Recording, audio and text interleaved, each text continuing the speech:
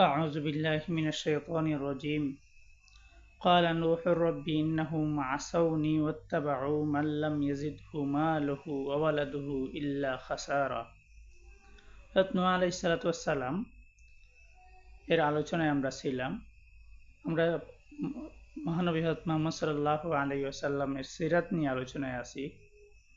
এ পর্যায়ে আমরা হযরত নূহ আলাইহিস সালাতু ওয়াস সালামের আলোচনা পর্যন্ত এসেছি। নূহ আলাইহিস সালাতু ওয়াস সালামের ঘটনা আল্লাহ তাআলা পবিত্র কুরআনের সূরা নূহ এর মধ্যে আলোচনা করেছেন। নূহ আলাইহিস সালাতু ওয়াস সালাম আল্লাহর কাছে বিভিন্ন দোয়া করেছিলেন এবং তার উম্মতের সমস্ত বিবরণী তিনি আল্লাহ তাআলার কাছে বর্ণনা করছিলেন দোয়ার মাধ্যমে।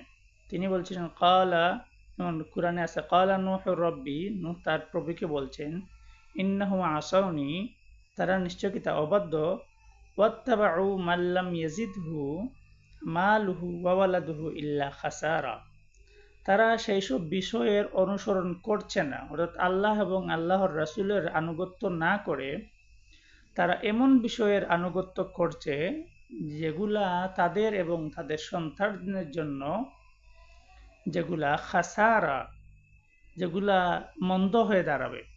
নূহ আলাইহিস সালাতু ওয়াস সালামের উম্মতরা অবাধ্য হওয়ার পর আল্লাহ তাআলা নূহ আলাইহিস সালাতু ওয়াস সালামের দোয়ার মাধ্যমে তার উম্মতকে সেই প্রতিশ্রুত আযাব দেন। আযাবটা এমন ছিল যে তাদেরকে চতুর্দিক থেকে পানি তাদেরকে ঘিরে ফেলে, এবং কি পানি এত উঁচুতে ছিল যে হাদিসের তাফসিরের কিতাবে আছে নূহ আলাইহিস সালামের একটা সন্তান অবাধ্য হয় এবং সে বলছিল আমি যদি পাহাড়ের উপর আশ্রয় নিই তাহলে পানি আমাকে পাবে না।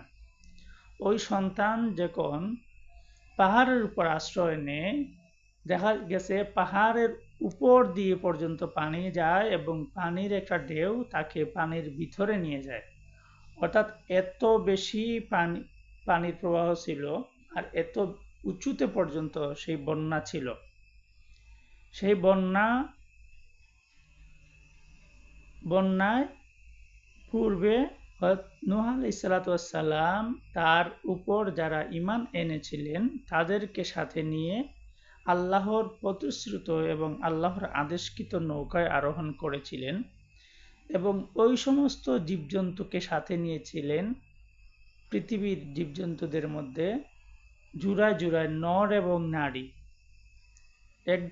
প্রতি প্রজাতির একটি নর এবং একটি নারী তিনি নিয়েছিলেন তার সাথে। এখানে কিছু গুরুত্বপূর্ণ আলোচনা আছে যে নূহ আলাইহিস সালাতু ওয়াস সালাম কোন জায়গার ছিলেন, তিনি কোন জায়গার নবী ছিলেন।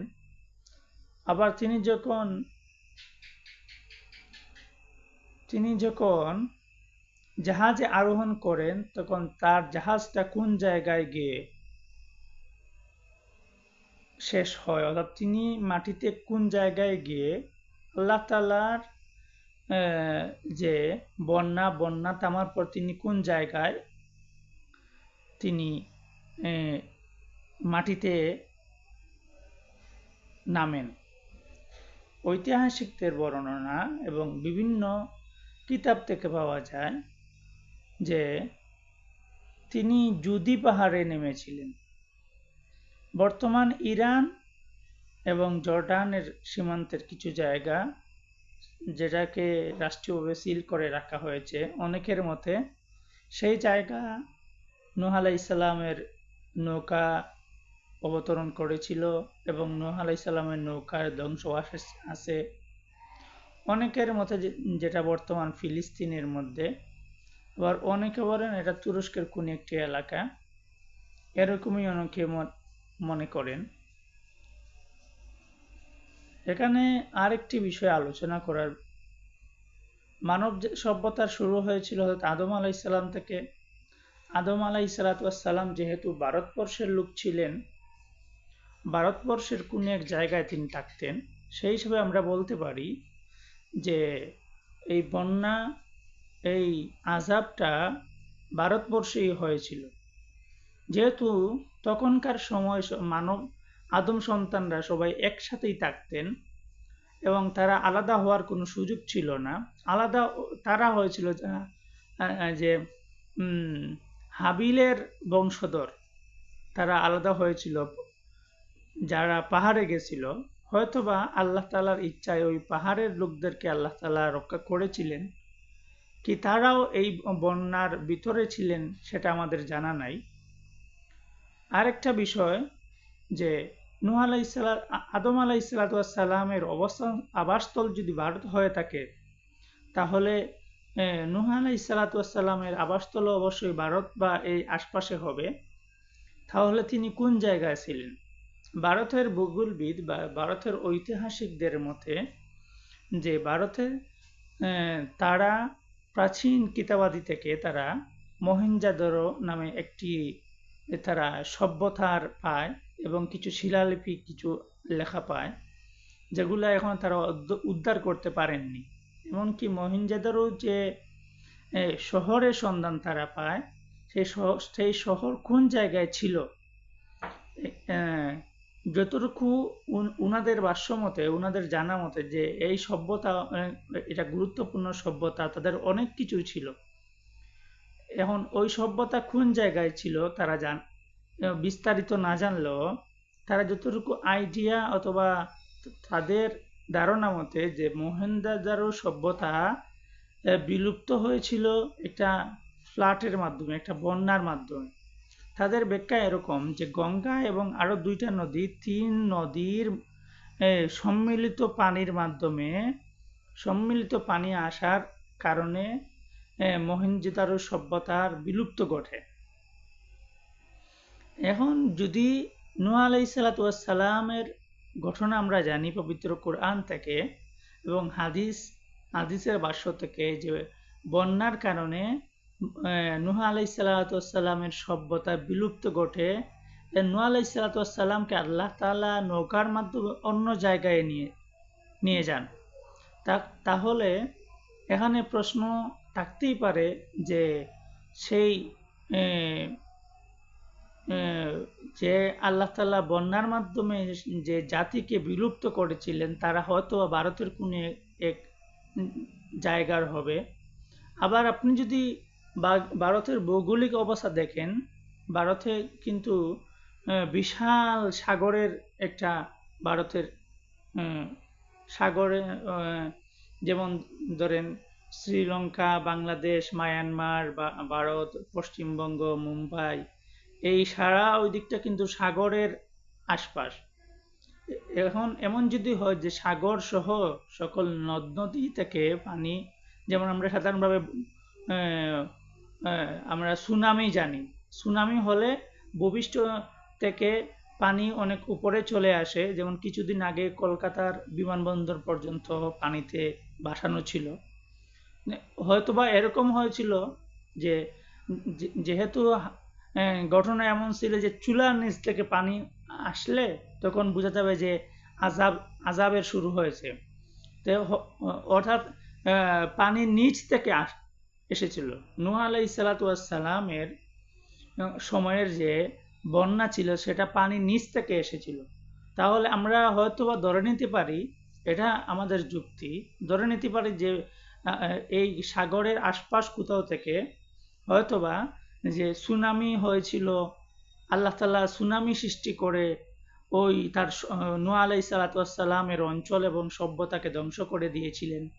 অথবা ভারতের ঐতিহাসিক ভূগোলবিদ ও সমাজবিজ্ঞানীদের মতে যে তারা যেমন মনে করেন মহেঞ্জোদারো সভ্যতা কয়েকটি নদীর মিলন এবং কয়েকটি নদী থেকে একসাথে পানি, ওনাদের অভিমত হচ্ছে যে মহেঞ্জোদারো সভ্যতা তারা যে জায়গাকে ওনারা ব্যক্ত করেছেন এর আশপাশে বড় কয়েকটি নদী। ওনাদের ব্যাখ্যা হচ্ছে যে এই নদীগুলোর পানি একত্রিত হওয়ার মাধ্যমে হয়তো মহেঞ্জোদারো সভ্যতা নষ্ট হয়েছিল, এটাও হতে পারে। তবে এটা বাস্তব যে পানির মাধ্যমে আল্লাহ তাআলা নূহ আলাইহিসসালামের সভ্যতার বিলুপ্তি ঘটান এবং নূহ আলাইহিসসালামের নৌকাকে আল্লাহ তাআলা তার আদেশ মতোই তার যে জায়গায় ইচ্ছা সেখানেই তাদেরকে নামান এবং তারা ওইখানে যান এবং সেখানেই নতুন সভ্যতার বিস্তার হয়। এটা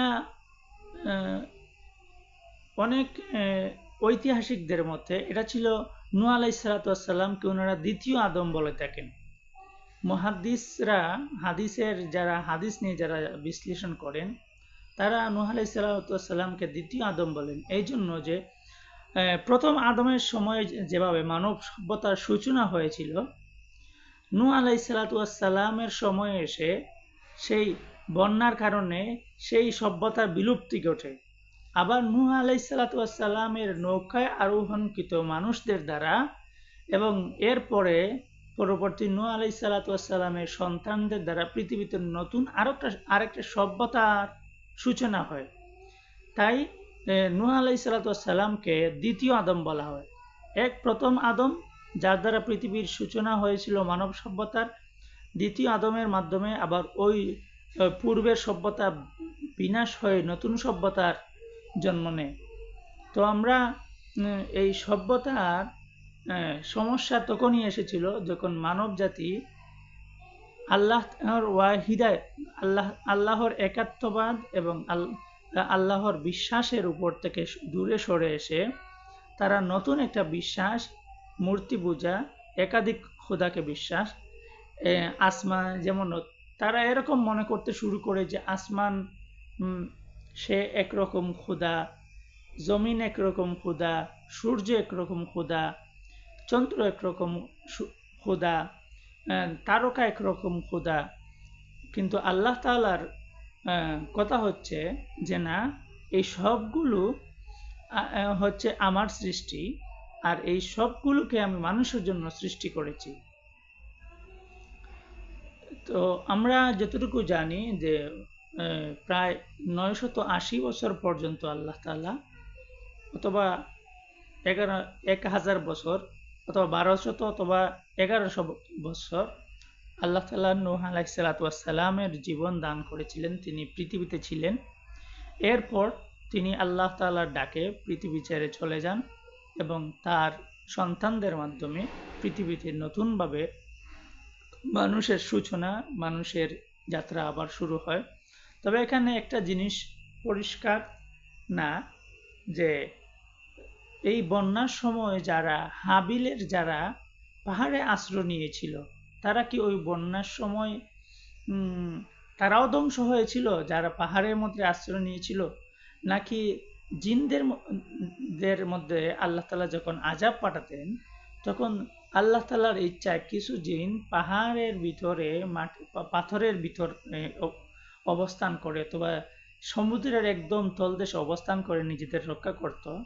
তেমন কি আল্লাহ তাআলা হাবিলের বংশধর যারা পাহাড়ে অবস্থান করেছিল তাদেরকে আল্লাহ তাআলা রক্ষা করেছিলেন। কারণ এখন পর্যন্ত আমরা পাহাড়ে এমন কিছু মানুষ দেখতে পাই যারা মানবের মতো দেখতে, কিন্তু তাদের কাছে মানব সভ্যতা নাই। এটা আল্লাহ তাআলা ভালো জানেন। তবে ইনশাআল্লাহ আমরা আগামী পর্বে নূহ আলাইহিস সালামের সন্তানদের থেকে নিয়ে নতুন পৃথিবী সম্পর্কে আলোচনা করব। এ পর্যন্ত আমরা যা আলোচনা করেছি সেটা হচ্ছে প্রায় 2000 বছর, মানব সভ্যতার 2000 বছরের ইতিহাস। ইনশাআল্লাহ আমরা আগামীতে আরো নিয়ে আলোচনা করব।